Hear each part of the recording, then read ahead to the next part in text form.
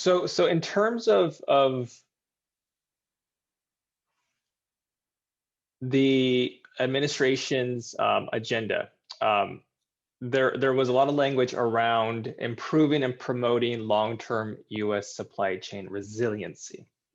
Of course, rail is a big component about that too, but I want to focus a little bit more on the shipping aspect of it. And Lori, and back to you. You were following, and you have been following the U.S.-China trade war for some time now, and we've seen the consequences of these, these tit-for-tat tariff slaps on each other. Um, so far, Biden hasn't really stepped away from, removing some of those tariffs. But of course, he, as we know, prefers more diplomatic solutions to kind of rectify these concerns. So, broadly speaking, for shipping, because now we're going to get trade coming back to the U.S. with increased manufacturing, COVID and vaccinations is starting to really roll out. So what do you believe we'll see in the coming months or years in terms of our relationship with China for exports coming inbound to the U.S.?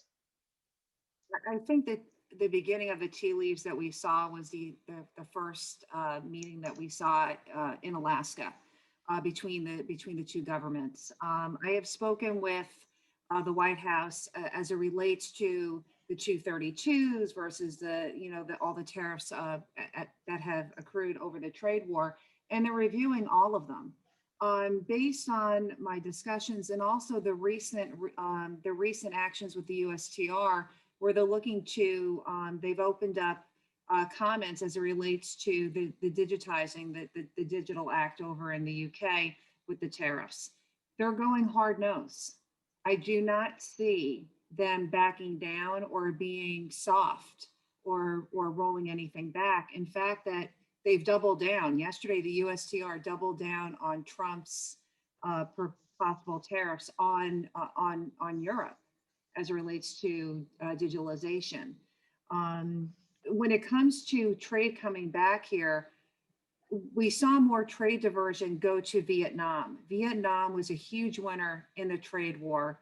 Last year, based on containers, NDS Global tracked everything. Based on the global trade, Vietnam beat out China in terms of the amount of exports that they put out. And you saw that diversion because all American manufacturers, they didn't come back here. They went to Vietnam.